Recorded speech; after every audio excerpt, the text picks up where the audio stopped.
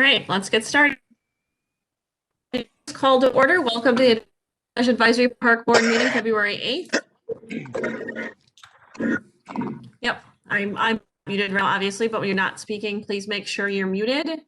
And Stacy, will you do roll call? Bartelt. Here. Here.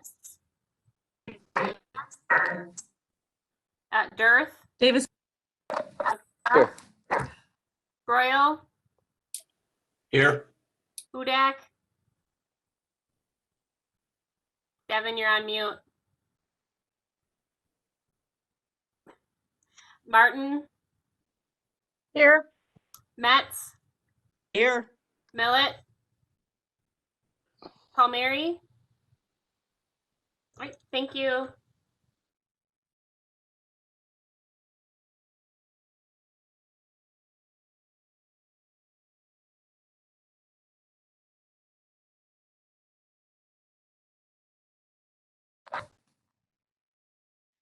Right. Any comments about minutes from December 14th? Nope.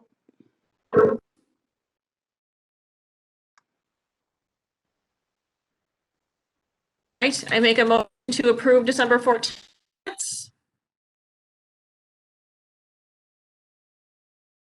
I second.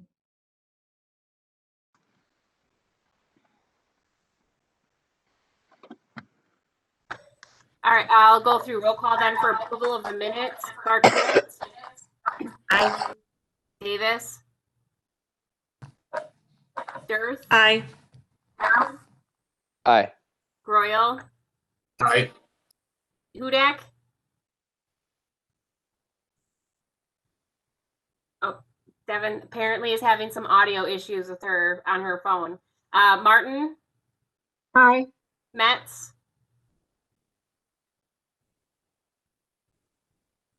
Millet. Aye. Did you hear me? Palmieri. All right, thank you. Becky, don't aye for me.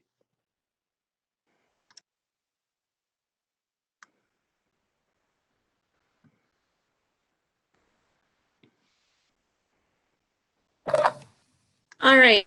It doesn't appear that we have anyone on right now for public comment. Right? Am I missing that? You guys agree? I am All not. right. Anybody? So I guess if we end up having anyone from the public come, we'll just address it at that. Let's go on to old business. I believe this is you, Ray. Yes. What I want to do is provide an update for everybody on the Four Seasons building. I have not, Smith Group is not here this evening.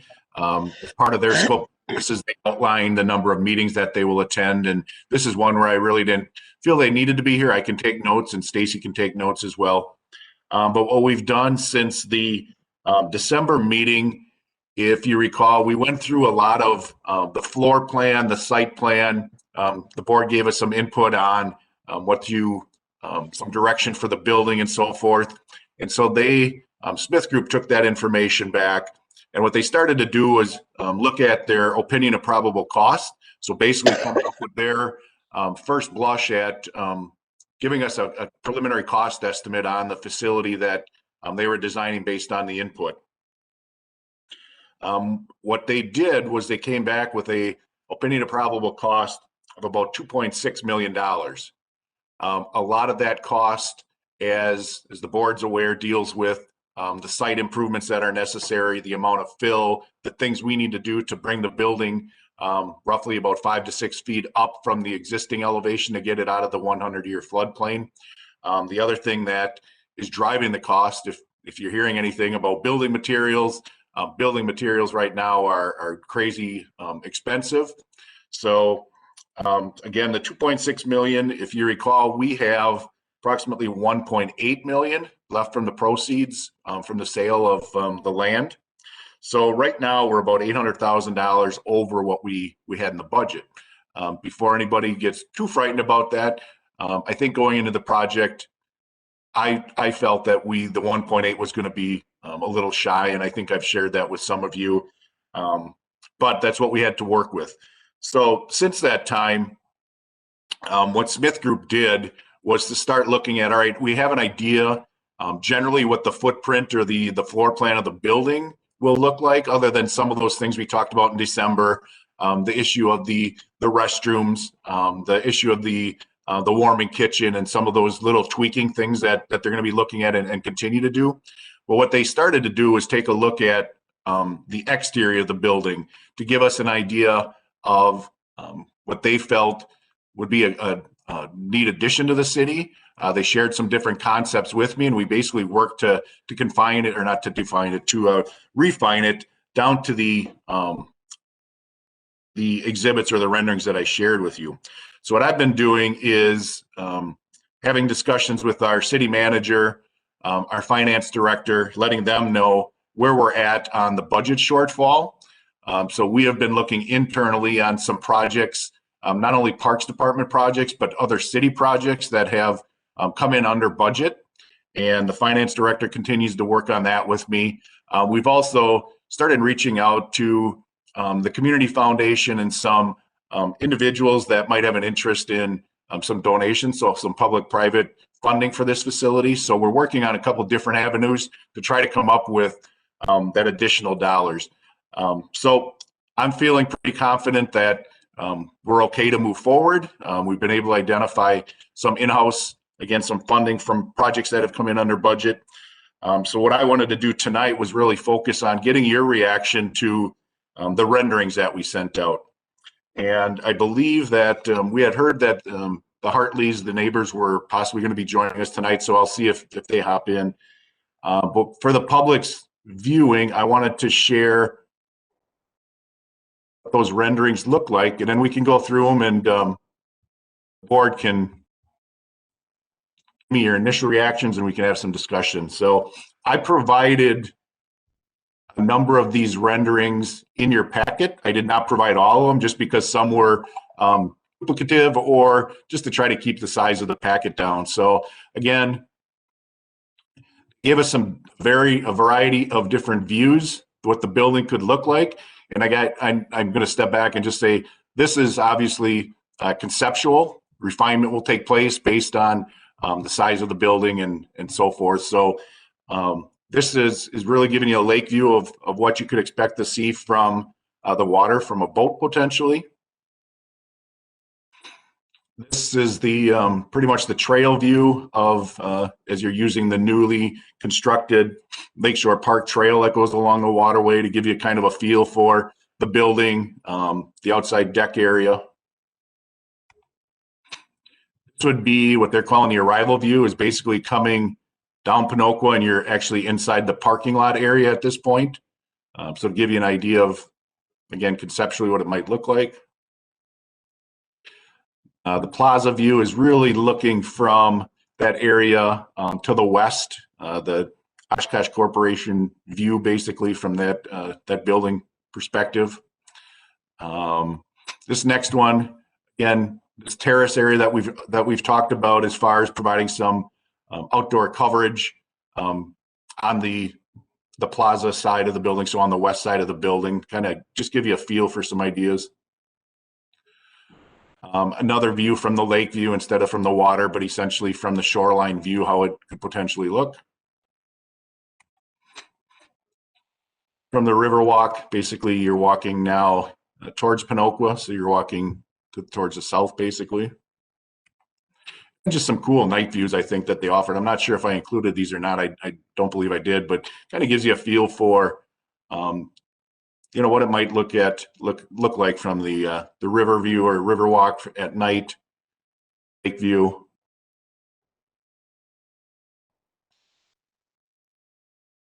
And that's the end of what I have. I'm going to just go back to the beginning, and then I'll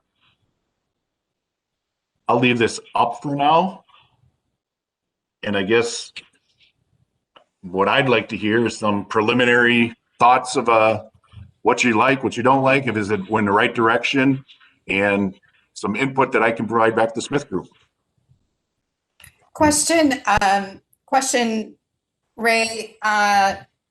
So I realize the renderings are not, absolute, but do we get any kind of ice shoves over in that little area that it seems like it's really close to the water?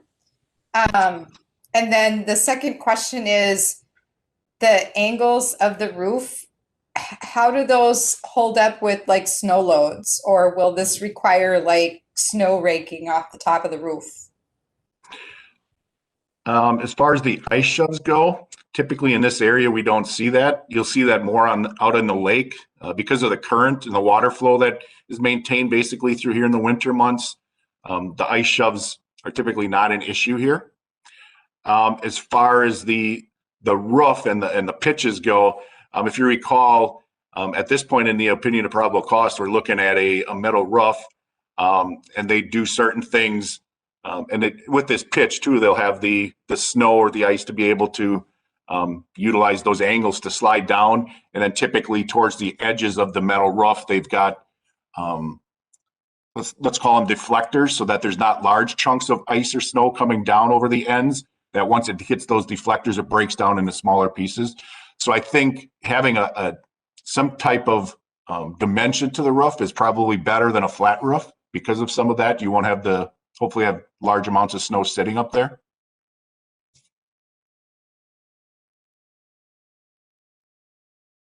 Ray, this is Deb. Can I please ask, does the cost include this landscaping, the trail and the trees?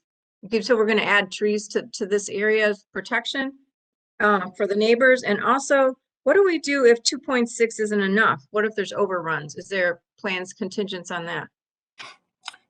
I guess I wouldn't focus too much on the landscaping looking from here.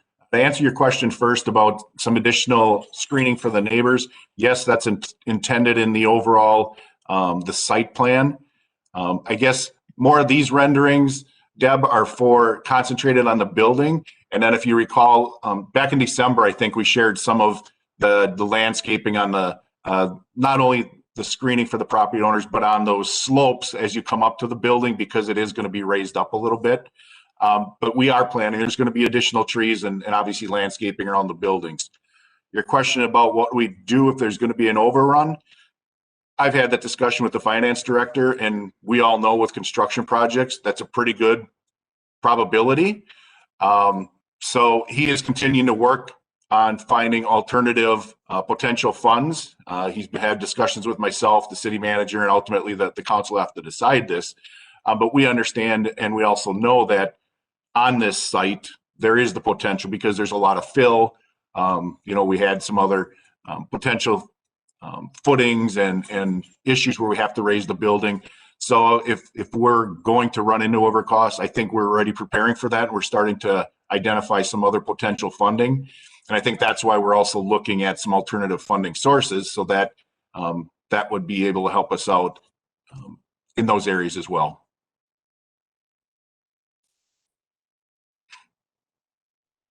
Okay, another question regarding the finance end of it. I'm assuming there are some conversations going on at some point or somewhere that would include whether or not naming rights could be sold. If you recall, Mayor, and I don't know if we'd ever shared with the board, I know we had talked about it, the donation policy that the city has allows for the council to determine if there's a donation, that there could be some potential naming of some of those areas. So that is something I think that if we do have a generous donor step up and provide some of that and would request that as part of the donation policy, that would come to the Parks Board and then ultimately to the council. So to answer your question, yes, it's included in the donation policy. All right, thank you. Hey, Ray, I can't remember. Are there like energy saving type things built into this building? Like, it looks like it's a lot of windows, which would make for a lot of heating in the winter.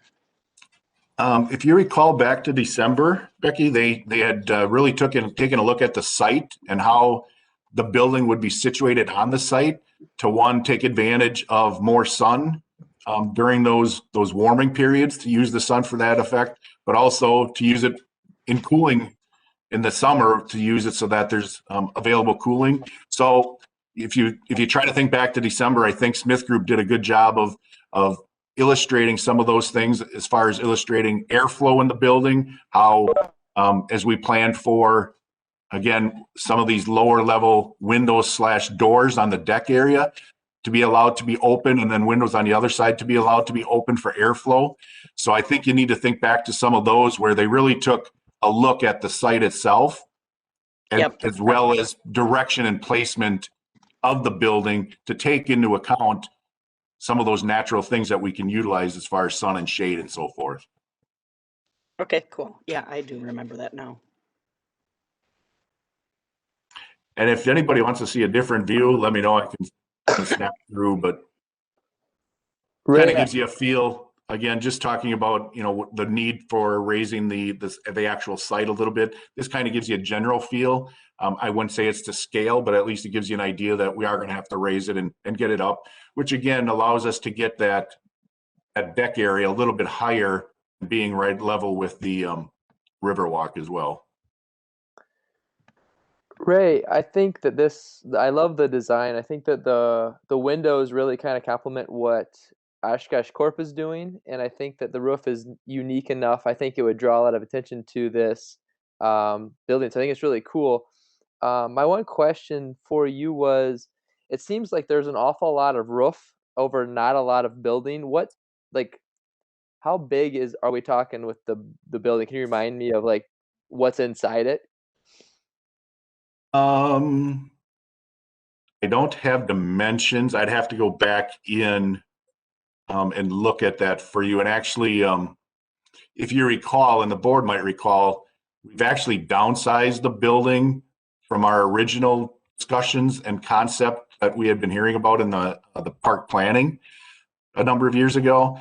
I can't give you dimensions, Tony, and once we get further into the design, we'd be able to do that. I think, again, just looking broadscape, that's what I'm asking you to do right now. I can't give you the under roof square footage, but we will be able to do that in one of the upcoming future meetings. So, but to step back, it may look expansive here, and it may not end up being that large. But if you recall, we originally started out with in the master plan. Part of the public input process for the master plan, we had planned for about 125 to 150 people inside the assembly room. And based on some of those cost parameters that we provided to Smith Group early on, we actually brought that down where they're designing right now to an assembly room of about 100 people. But again, recalling that during certain times of the year, again, those glass doors going out to the deck would be available to be opened, and then we could have additional flow and space out onto the deck as well. I wonder if somebody mentioned sponsorships and stuff. Do you have a cost on what did they give you a cost for what 125 to 150 would be? Because if more people are able to use it, maybe there'd be more appeal to, or bigger groups could come and use it. Maybe more people would be able to sponsor certain names or rooms of the space. Do you have a price for what adding back what we scaled down would be? I don't, but I think if that's something that the board would like me to look into, I think Smith Group could probably come up with that fairly quickly, because if you recall, some of our initial meetings with them and some discussions, we did give them those larger parameters for that size group. So it's really based on a per square footage, for additional 25 or 50 people. May slightly affect a little bit what the restrooms may need, but I think if that's something that the board wants to look at, I would support that, and at least we'd have an idea. Is it 50,000? Is it 100,000? What is it to get us that additional back up to about the 150 people? And I would agree with Tony on that. We should know what that adding 25 or 50 or subtracting what that does. When you say subtracting, you're saying going less than 100 people, Mayor? Right, right. Well, I think finding those numbers or just even a general would help us kind of feel like if we're already this much, if we're over budget than what we originally projected, is there a benefit to adding more to kind of get what we want since we're already going to be spending that? And I think it'd be interesting to see how they figure that out, because I could see it not being as much as we think to make it bigger because we're already where we're at. I don't know. I would like to find out what that cost would be. Yeah, that's some feedback I can definitely take back to them. And also, Ray, what is our largest shelter capacity? Is it the one down at South Park? Is that the largest shelter in our parks capacity? What number does that? This is where I'm going to ask Stacy to chime in, because she's an expert for us on that. Yes, Lori, that would be the largest shelter that we have is South Park Shelter number 1. That one holds up to 150 people is what our records show. And then over at Menominee Park is our other large shelter, and that holds up to 100 people. And definitely those two are the ones that get used the most. And is that the Kiwanis shelter that we referred to, Stacy? Yes, the Kiwanis shelter 1 at Menominee Park. Oh, What about the new shelter restroom? What do we have about there? 50 that we accommodate? Menominee across the street from Kiwanis. That one, our total is 60 to 75 comfortably. Okay. So yeah, we can definitely get those types of numbers, and like I said, it's something that hopefully they can provide fairly quickly. So Ray, you said. I'm sorry, related question to the shelters. Are they booked out? I mean, is there a high demand for those large ones so that adding additional large one would be helpful to the community? Definitely. South Park Shelter number 1 is frequently booked Saturday and Sunday and Fridays throughout the summer, especially July and August. And people definitely book that one a year in advance because of the demand on it. And then after that, they would bump over to Menominee Park, the Kiwanis shelter, and fill up that one. So there's definitely a demand, and I'm getting more calls for year-round shelter usage as well. Yeah, I can attest for that. Not having a year-round facility for us, we've gotten requests for the last 10 or 11 years that I've been here. So it's something that's needed, but also during the summer as well. Somebody else was going to ask a question about the same time. I don't know who that might have been. Oh. That was me. I was just wondering, from what you said before, a majority of the increase in costs is because of the groundwork and the additional groundwork we're doing. Is that what you said, Ray? I would say groundwork in addition to the building materials, and building materials means just about anything you're building with nowadays, from lumber to concrete and other things. The costs have gone up considerably. So I would say those would be probably the bigger two. Okay. And I'm guessing you guys have gone through like any kind of value engineering projects to see where you can save costs on some of this building? We did. Smith Group came back with a number of possible value engineering, and I can share with you some of those things that we looked at. Getting rid of about half the parking lot, getting rid of some of the trail connections and the sidewalk connections along Panoqua and along the, I want to still call it the cul-de-sac area. Some of the landscaping. I think some of those we can still look at potentially if we need to make some cuts. But a number of those that I've shared with you and that I shared with the city manager, when we looked at this, we looked at it at totality, that we didn't want to put something out there as the first part of our development out at Lakeshore that isn't something that we can be proud of, but also where we are cutting back on like a parking lot when we know we're always short on parking, especially in our parks. We know that there's going to be the need for this parking lot, not only for this building, but for general park use, for people to get onto the trail, and also for the ball diamond at Rainbow, because there's limited parking for a lot of those north end Rainbow things. So yes, there are certain things. They gave us an estimate to remove the roof, the area over that terrace or the plaza area, and that's a considerable dollar amount. But when we look at again what we could expand those uses for outside, the actual building, I think we'd be short-sighted on doing some of that if we can be successful in securing some additional funds.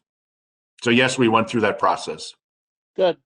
I just wanted to make sure, because it's always a good process to go through, because what you want the building to be, and like you said, what you could build a cheaper building for. What do you really want? What do you really want to do with this project? So I'm glad you went through that and looked at all of that. So I appreciate that. And Yep. can you bring up the picture of I think the walkway with the roof slanted down on it? I think you had one picture of that I just wanted a second look at that. This one? Yep, that's the one.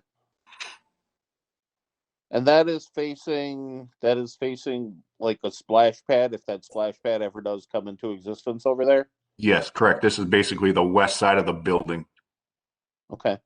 Can you flip through to the other, just flip through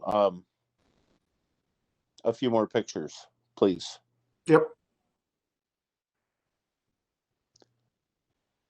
I'll go through them again here, just in case there's other public individuals that are joining us.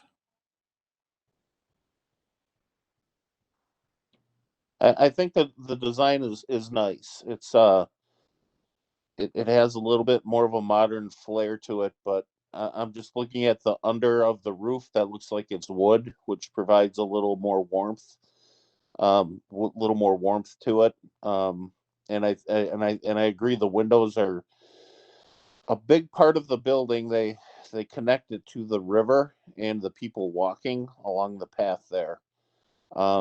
Yeah, that's kind of the one I was looking at. That angle on the left-hand side of that, the way that comes down, it looks like a pretty steep. Yeah, it looks like a pretty steep slope coming down through there. So that's plenty to shed, to shed any snow. And on the other side, it looks like it has a good angle to shed snow. And the roof kind of reminds me of Minnesota's stadium a little bit, if anybody remembers what that looks like. But I enjoy the design. I think it's a good piece to have on this, like you said, this new park. And we wanted to put our best foot forward through this process. So, yep, that's just my input, and I just wanted to make sure about the value, the value engineering stuff. So appreciate all your work. Yep. Ray, I don't know if I asked this question before. Did we consider any kind of, what do I want to say? Not storage, but let's say Dr. Eric's skate club came out with this trailer full of ice skates. And maybe that doesn't apply here because I don't know if the splash pad was intended to be an ice rink at later points or not, but something along those lines. Does this accommodate or take into, I guess, account some kind of active, occasional equipment type, whether it be sailing or skating or any of those things? I guess to answer that, a lot of our programs that we are looking to offer in the future, we've already had some preliminary discussions on. We normally wouldn't own that equipment. We would work with individuals that might. So, for example, you brought up Dr. Eric, the Eliasons possibly with the skis and possibly getting into snowshoeing. We've had discussions with the recreation department on certain things we can do collaboratively out here where it may not be our equipment, but we're able to provide that event or that program. Once we get into more of the storage area, again, you're adding additional square footage where we think we can work collaboratively with groups or individuals. Or we've got the option where we've got some trailers that we utilize for like barricades for special events and things like that, that I think instead of keeping it stored on site, we Yes. can make it more mobile. Yes, and I said storage, and I really meant like loading, unloading zone, right? Whether it's catering or skates or whatever. That's what I meant to say was loading, unloading, not like permanent storage. Yep, and I think that's why we're really pushing to make sure we have a decent drop-off area. It's not only drop-off for the summer or for people that need to get a closer access for the building and the plaza, but drop-off for, as you're saying, the kitchen, the food and things that might be catered in, or for those types of supplies, yes.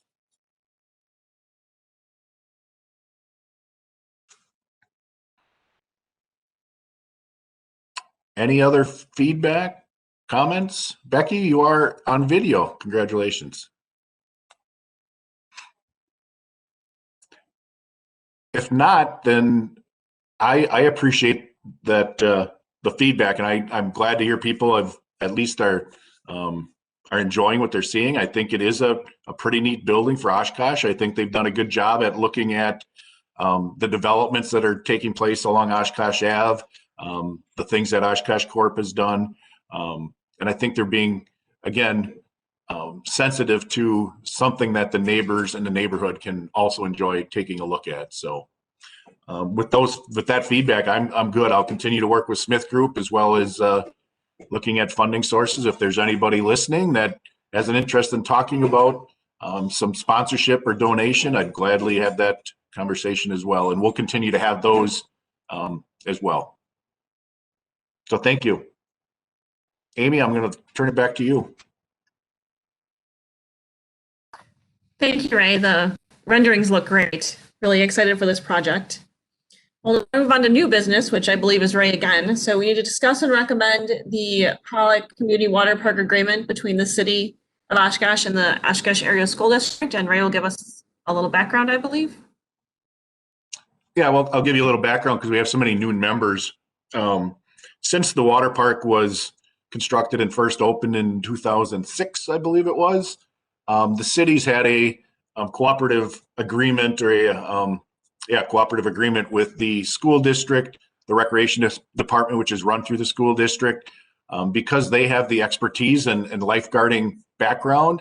The city, we basically contract with the recreation department to provide the lifeguarding services for Pollock Pool. They track those costs for the summer, and at the end of summer, they'll invoice the city and we reimburse them for their actual costs for the lifeguarding services. In return, since the pool was constructed, the city and the school district has provided a $40,000 subsidy to the pool because it's a community asset. And it is something that at the time it was constructed that both the city and the school district felt was something the community would really use and utilize. So we continue to have that relationship with the school district. In your packets, we sent you a copy of the agreement.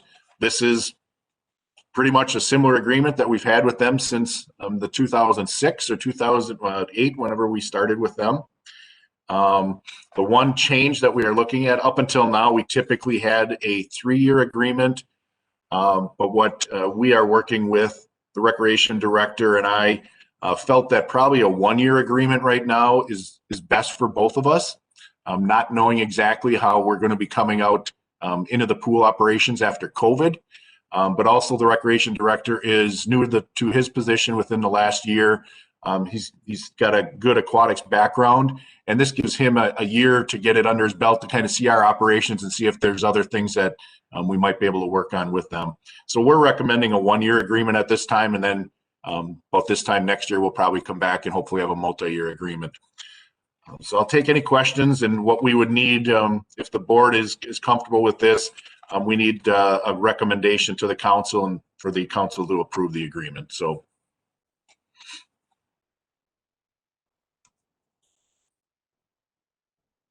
This is Deb. I really need some better understanding about this $40,000. I don't understand why the school district is I understand about the lifeguards, perfect sense. I really get that. But why are taxpayers paying $40,000 from school district funds for the pool? It's again, it's a amenity that the school district felt is something beneficial to the community. And let me just find my notes here on this. When it first started out, it was termed a, I'd have to look back if it was a reduction or a deduction of $40,000. So they would look at what their lifeguarding costs were, and then they would deduct $40,000 as a contribution towards the pool. So essentially, they're looking at it that, again, it's a cooperative agreement. It's a recreational opportunity for the community. It's something that the school district doesn't have as far as a facility goes to provide a service to the residents. So it's basically, again, them helping out on something.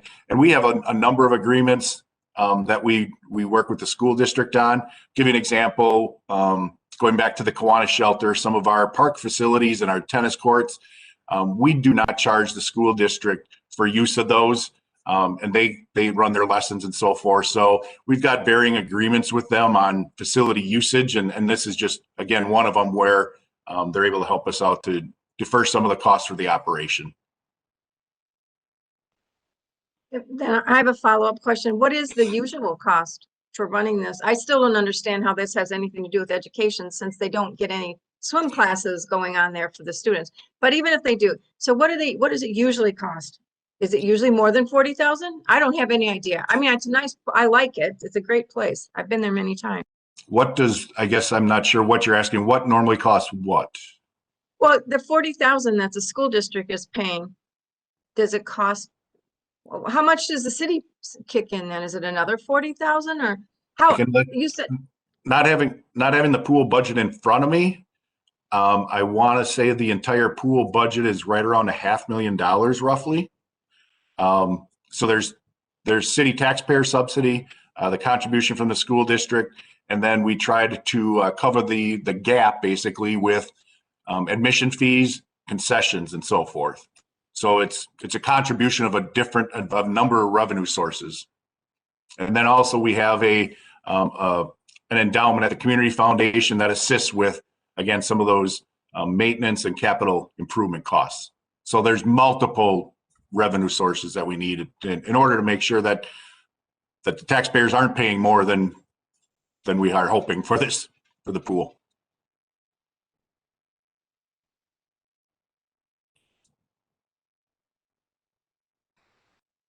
Any other questions? If not, we would need a motion and a second from somebody.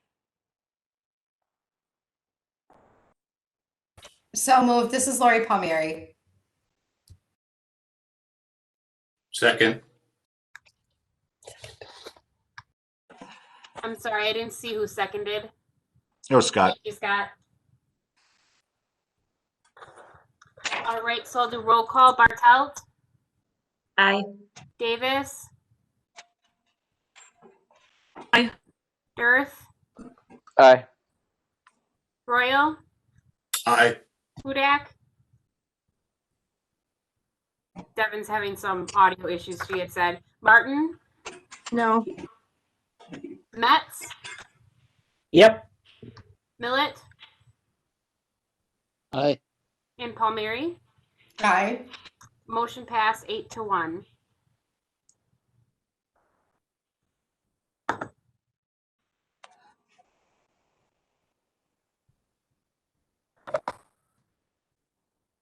Amy, on back to you then. Yep, I'm unmuting. All right. So let's go into staff reports. Ray, it looks like you're up first. Yep, I'll hopefully keep mine brief and let the other staff get some. The first item that I wanted to update on was the Westhaven Circle Park, the ball field project. That was a project in our 2020 CIP. We started working on that design at the end of last year. The project is currently out for bids.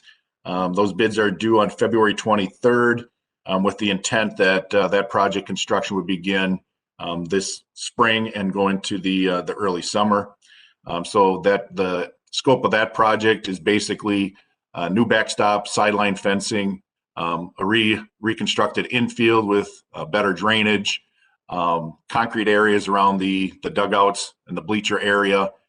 And again, then some improvements to the outfield area, getting that leveler, as well as some underground drainage to improve the drainage out there.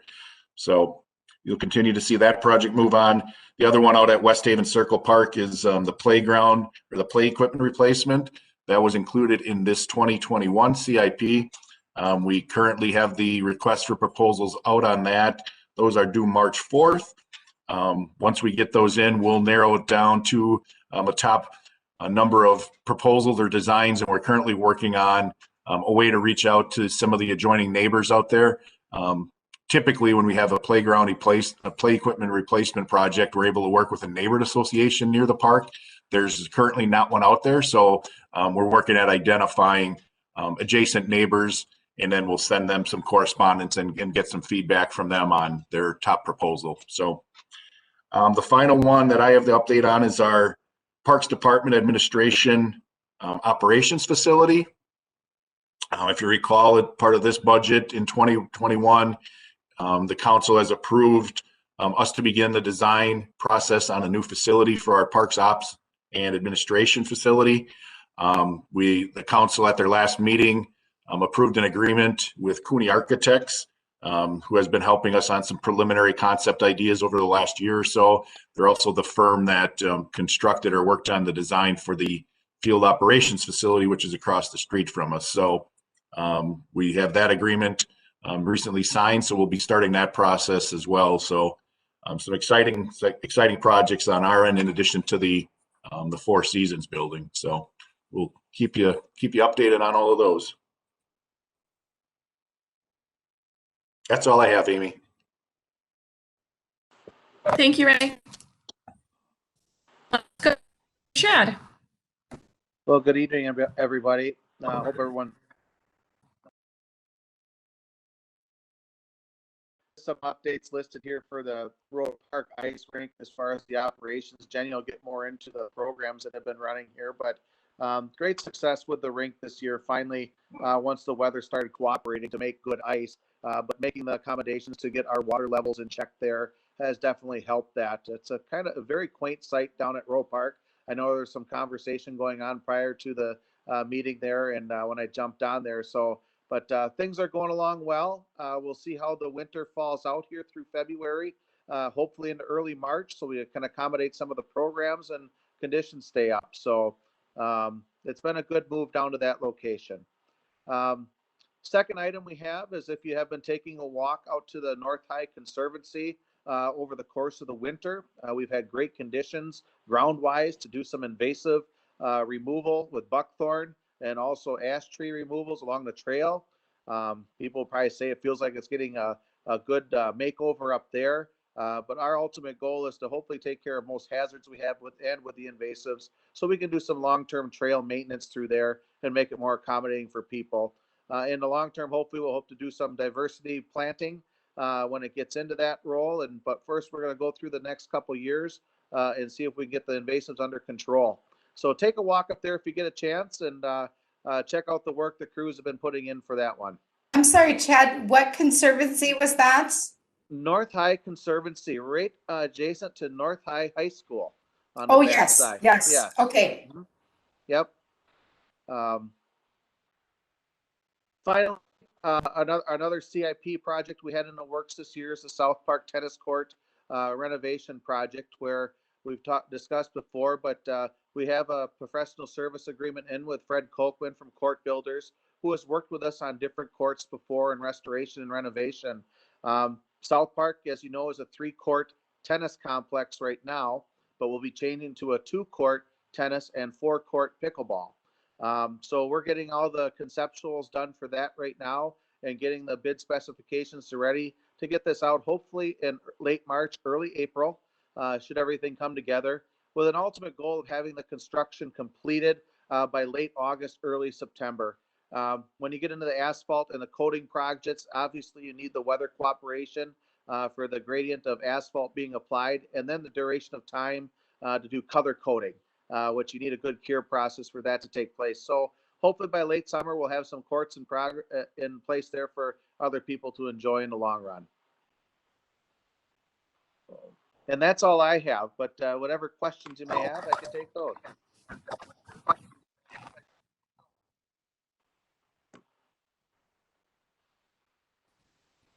Thank you, Chad. All right, Bill. Chad, I just want to tell Chad that ice rink really is nice. Good for you. It looks great. It's a great cooperative effort. So thank you, Deb.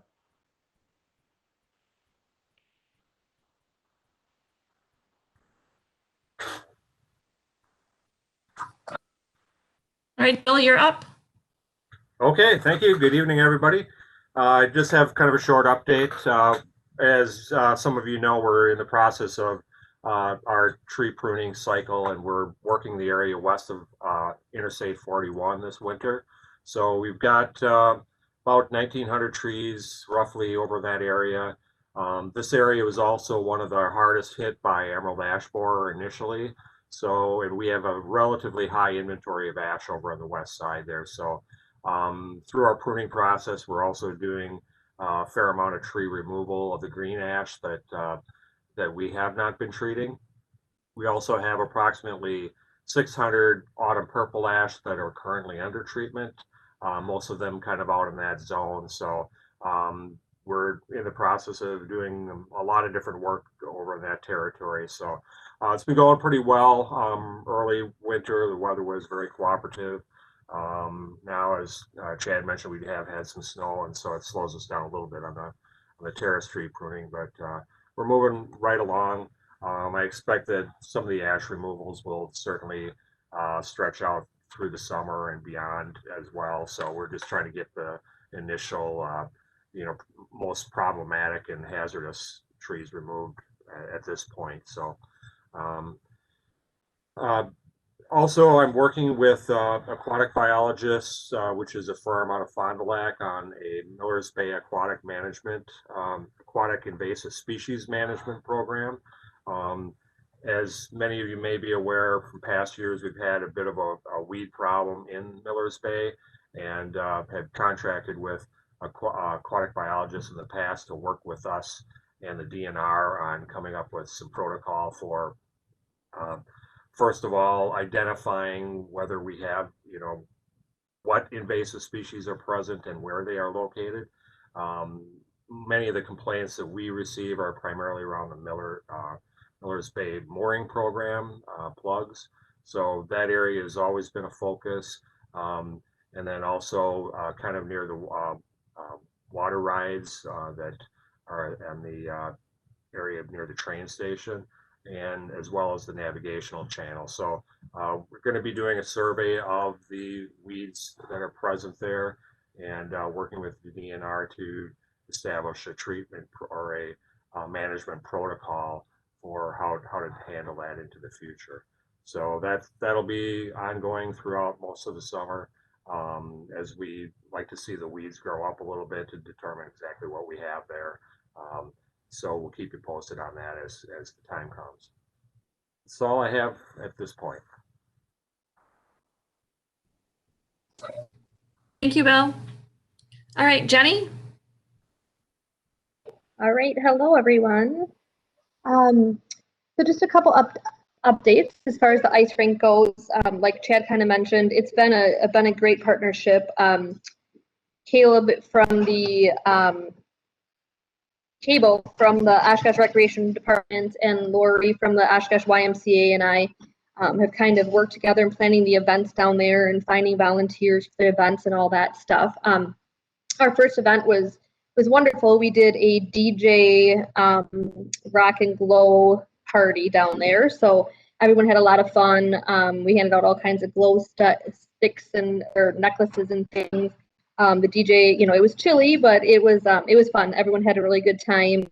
And if you haven't been down there, at night, it's just so pretty. All the lights done and the trees done. And that night, we had the music, and it's just a really neat setting. It's just a really kind of cool setting down there. So, and during the day, now that it's right next to the Y, we get a lot of comments from different staff that work at the Y that it's used a lot. So that's really great. So. Our second event we were supposed to have this past Friday night we were supposed to have the Oshkosh Youth Hockey Club down there, and they were going to be doing some just demonstrations and teaching kids, how to use a hockey stick on ice and shoot some goals and some things like that. And unfortunately, due to the weather, we did have to cancel that one. So, but if you don't know, it's been a great partnership, and we partner with Dr. Eric Skate Club as well. And every Friday, Saturday, and Sunday night, from 3 to 7, there are skates, free rentals down there and available. And that also has been a great asset, and people are very surprised that they're free and that they're down there for people to use. So the rink, of course, is opened all the time for use. But Friday, Saturday, and Sundays, that the trailer is down there for people to actually use the skates. So, and again, we're going to have to kind of watch going into this weekend and the temperatures. And I know Dr. Eric did cancel his tomorrow night, his events down at Menominee Park, just because of the really, really cold temperatures now that finally came. So, but it's been really, really neat, and we've had really good luck having different families or just different community members sign up, and they come down and they help handle the skates, and then they disinfect them at the end of the night and put them back in the trailer, so it's kept really nice and organized for Dr. Eric. So, so that has been good. And then we also, on the first event, Cameras was down there doing concessions that night. So we kind of have different community businesses down there, and they're selling concessions so that people have a little something to snack on, and then it's just going back to the community as well. So this past Friday, we had to cancel, supposed to be Caramel Crisp, and then we have an event, not this coming Friday night, but the 19th.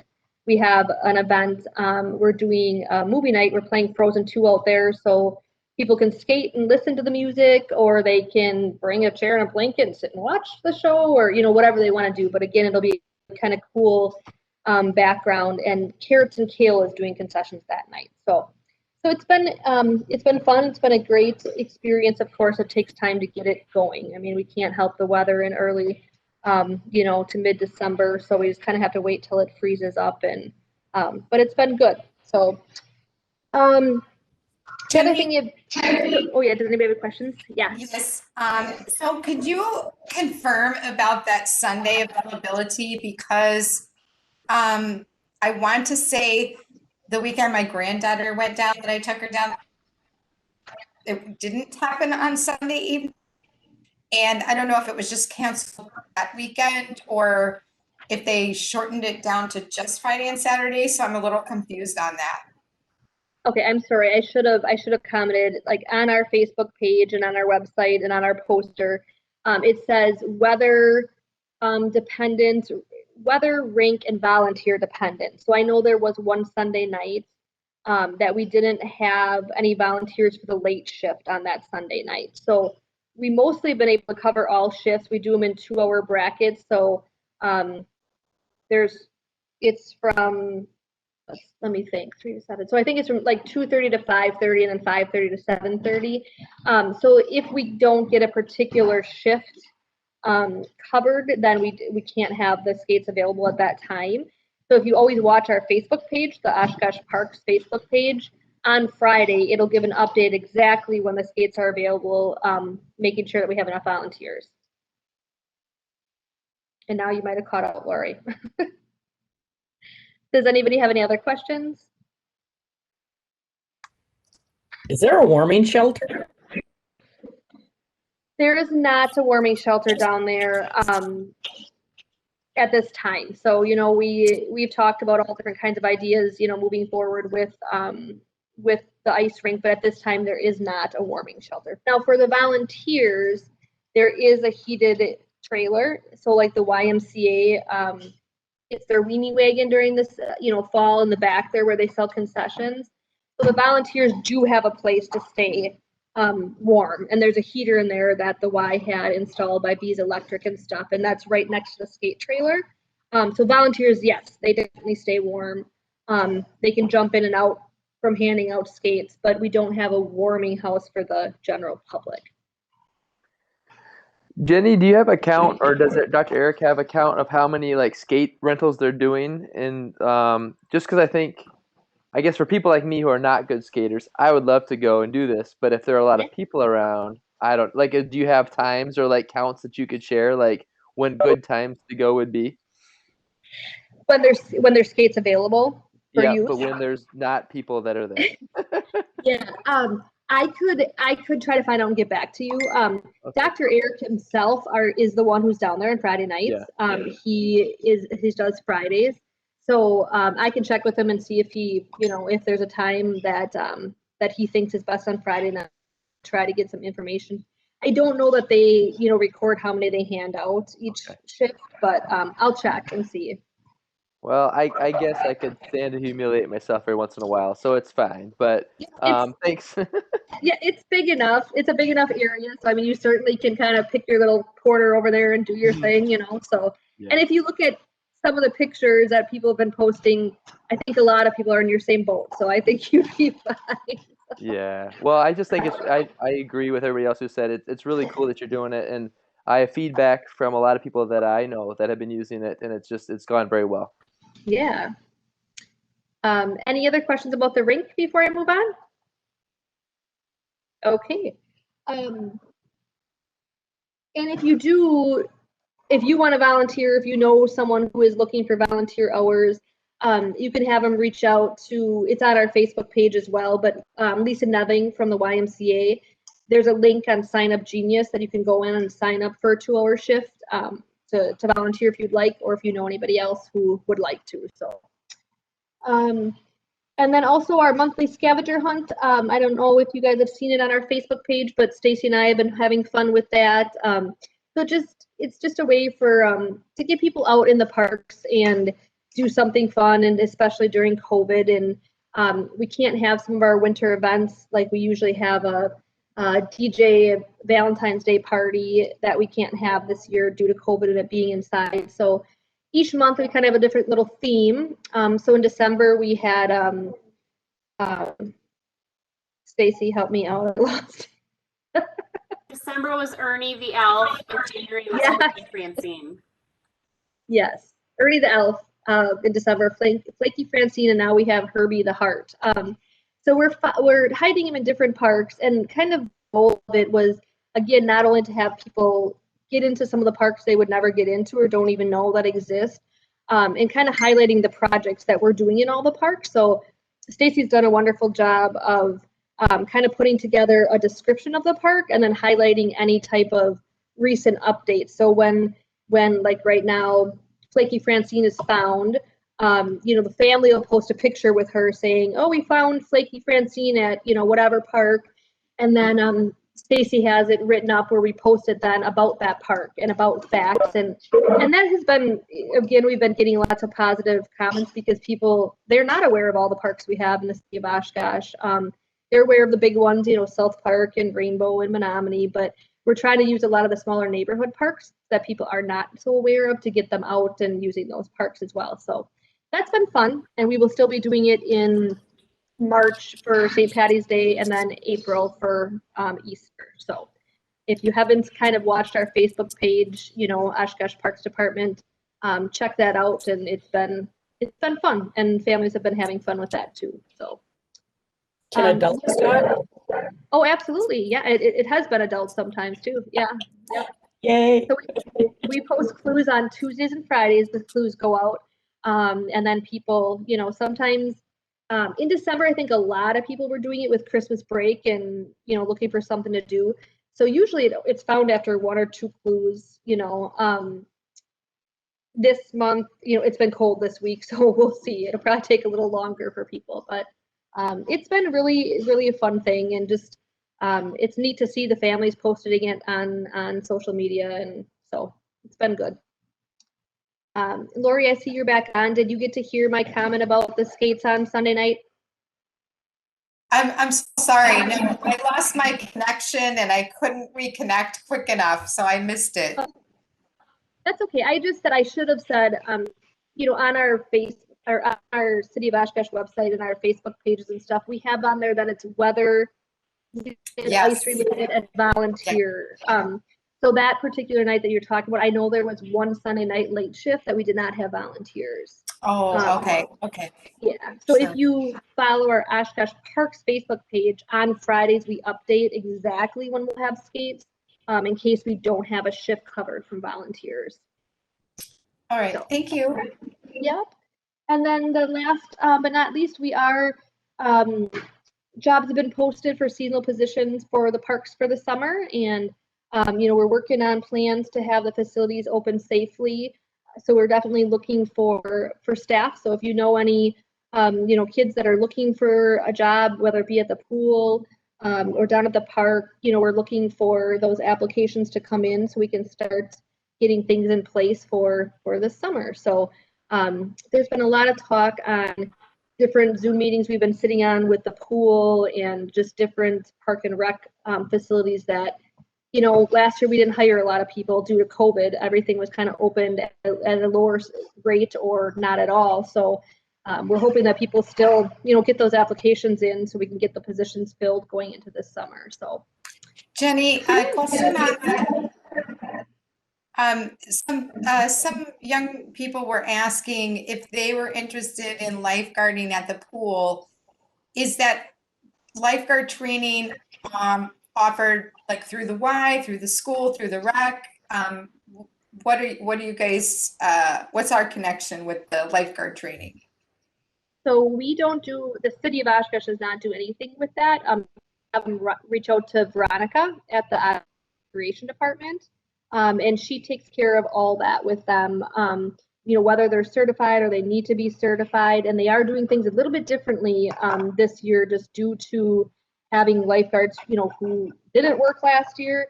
And so we really need to fill those positions. So you can reach out to her or have them reach out to her and she can kind of fill you in where programs are available. Any other questions? No? All right. Well, that's all I have. Lots of fun stuff going on. So keeping things going. Thank you, Jenny. I too am very excited about the ice skating rink. It looks really nice. All right, do we have any other business?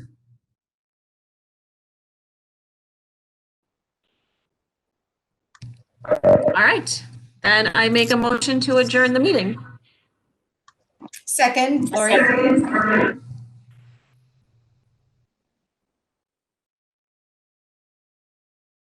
All right, motion to adjourn. Bartelt, Aye. Davis, Aye. Dearth, Aye. Royal, Aye. Hudak, Martin, Aye. Metz, Aye. Millet, I and Palmieri. Aye. And Devin is saying aye, just unfortunately not verbally on here. So motion passed 9-0. Everybody have a fabulous evening. Thank you. Thank you. Everyone. Bye, guys.